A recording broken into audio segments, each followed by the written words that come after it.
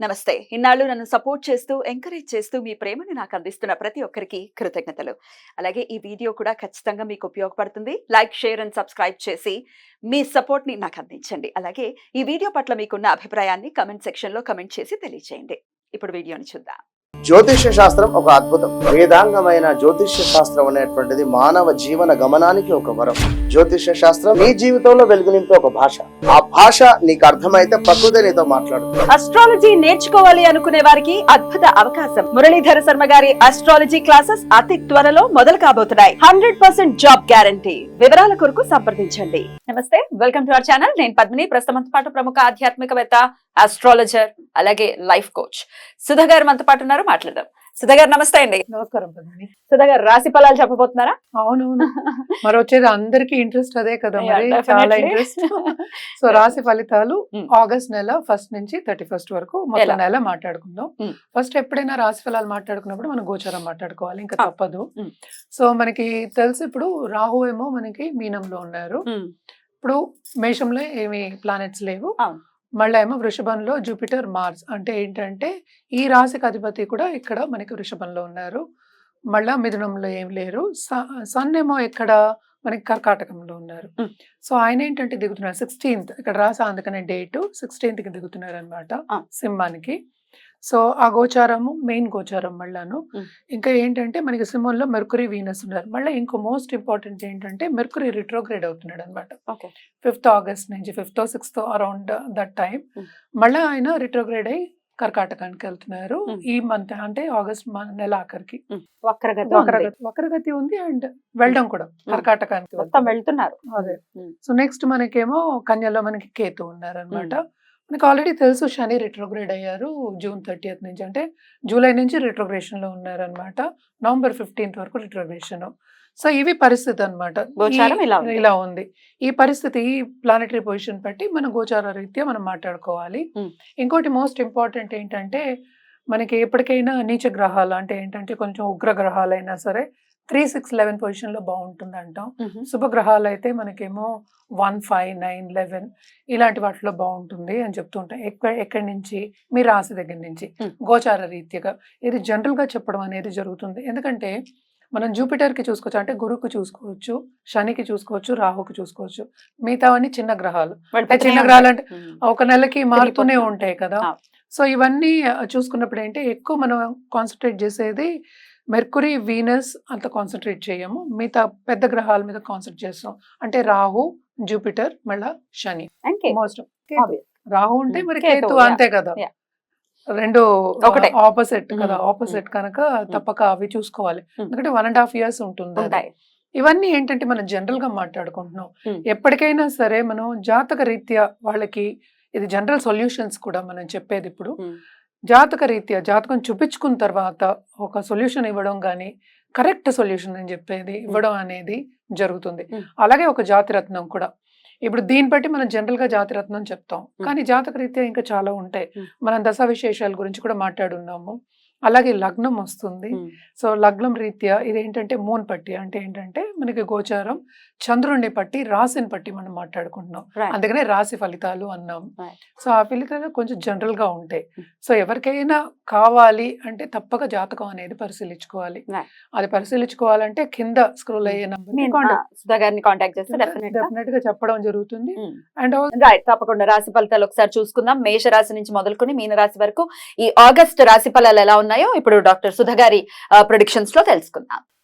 కర్కాటక రాశి వారికి ఆగస్ట్ నెల ఎలా ఉండబోతుంది సుధా గారు? సరే, పొజిషన్స్ మళ్ళీ చూద్దాం ఒకసారి. మనం చూసామంటే కర్కాటక రాశిలో 2nd లార్డ్ ఉన్నారు. Hmm. అంటే ఏంటంటే సూర్యుడు ఉన్నారు. సో కెరియర్ లో షైన్ అయ్యే ఛాన్సెస్ ఎక్కువ కనిపిస్తున్నాయి. అలాగే ఆర్థికంగా కూడా ముందుకెళ్లే ఛాన్సెస్ చాలా బాగున్నాయి. అవుట్కమ్ చాలా బాగుంది. Financial situation especially first half of this month. అందుకనే ఇక్కడ వేసాను చూడు, first half of this month. ఇక్కడ మళ్ళీ మనం మాట్లాడుకోవాల్సిందంటే అష్టమ శని. Hmm. అష్టమ శని రిట్రోగ్రేషన్ అంటే ఏంటి? హెల్త్ పరంగా చాలా సెన్సిటివ్ అయిపోతారు. ఇప్పటి వరకు బాగుంది, చాలా బాగుంది అనుకునే వాళ్ళందరికీ శ్రమ అనేది అధికపడతారు. అంటే యాంగ్జైటీకి గురయ్యే ఛాన్సెస్ ఎక్కువ ఉన్నాయి. Mm. ఇప్పుడు అష్టమ శని ఏం చేస్తారు? ఏలినాటి శని లాగే ప్రెషర్ అనేది ఇస్తారు Mm. దేంట్లో మనం చేసే పనులు. ఫస్ట్ అది ఇంట్లో అవ్వచ్చు, లేకపోతే ఇప్పుడు కెరియర్ పాయింట్ ఆఫ్ వ్యూలో అంటే బయటికి వెళ్ళి పనిచేసేయడం. సో ఆర్థిక పరిస్థితిలో కొంచెం మెరుగుపడే chances first half of this month ఉన్నాయి. ఇన్వెస్ట్మెంట్స్ చేసుకోవాలంటే కూడా first half of this month చేసుకోవచ్చు. అలాగే సెకండ్ హౌస్లో మనం చూసామంటే 12th లార్డ్ అంటే 12 ఇక్కడ కూర్చుని ఉన్నారు. కూర్చుని ఉంటే ఏమవుతుంది, ఖర్చులు అధికం. సింపుల్, ఖర్చులు చాలా చాలా అధికమవుతాయి. అలాగే ఏంటంటే 12th and also 3rd lord అయ్యారు మెర్క్యూరీ. సో ఇక్కడ 4th లార్డ్ కూడా ఉన్నారు కనుక కొంచెం కంఫర్టబుల్. అందుకనే ఫస్ట్ హాఫ్ ఎందుకంటే రిట్రోగ్రేషన్కి వెళ్తున్నారు మళ్ళీ ఆగస్ట్లోనే, ఫస్ట్ వీక్ ఆఫ్ ఆగస్ట్లోనే రిట్రోగ్రేషన్కి వెళ్తున్నారు. సో మళ్ళీ సెకండ్ హౌస్ని చూస్తారు కనుక ఖర్చులు అనేవి second half of this month చాలా ఎక్కువ అవుతాయి అని చెప్పడం జరుగుతోంది. హెల్త్ సెన్సిటివ్ బికాస్ ఆఫ్ శని. 9వ ఇంట్లో రాహు ఉన్నారు. సో రాహు ఏం చేస్తారు, మంచి ఇవి దారి చూపిస్తాడు, అంటే భాగ్యానికి దారి చూపిస్తారు. కానీ ఏమవుతుంది, అక్కడ అడ్డంగా ఆబ్స్టకల్ పెడతాడు. ఆ రాహు అంటేనే మాయ, ఒక స్క్రీన్ పెట్టినట్టే కదా అలాగా. సో కమ్యూనికేషన్ స్కిల్స్ అవన్నీ బాగుంటాయి. కొత్త సబ్జెక్ట్స్ నేర్చుకునే ఛాన్సెస్ ఎక్కువ ఉన్నాయి. కానీ ఏంటంటే దాంట్లో అభివృద్ధి చెందుతారు ఈ నెల అని చెప్పలేము. కొన్ని ఆబ్స్టకల్స్ అనేవి తప్పవు అనమాట.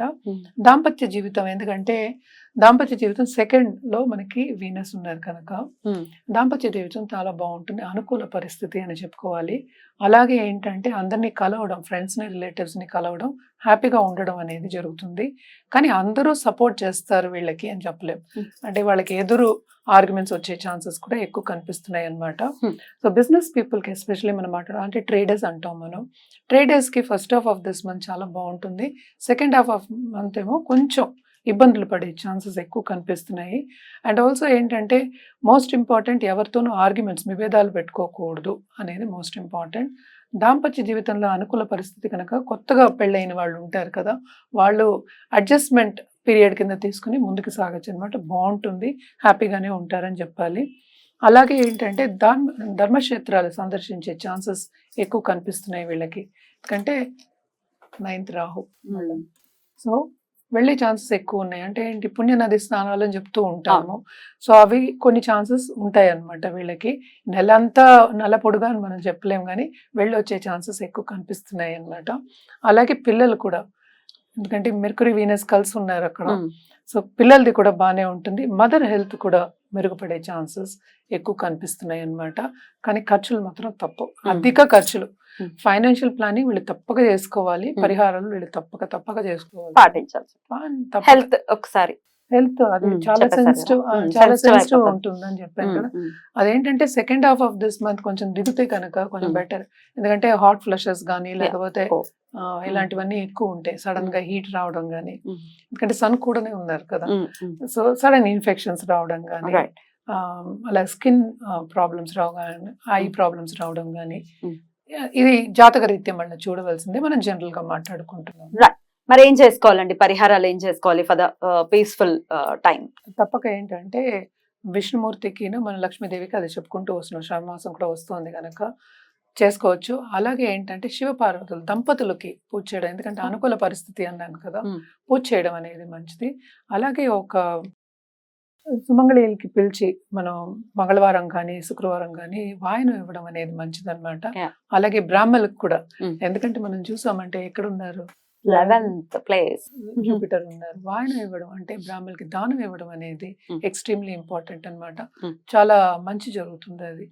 అలాగే ఏంటంటే మనకి స్టూడెంట్స్ అంటే చదువుకోలేని స్టూడెంట్స్ కూడా మనం హెల్ప్ చేస్తే ఎస్పెషలీ ఎక్స్ట్రీమ్లీ బాగుంటుంది. లాంగ్ టర్మ్ లో ఏంటంటే ఇవన్నీ బ్లెస్సింగ్స్ కింద ఉంటాయి అన్నమాట.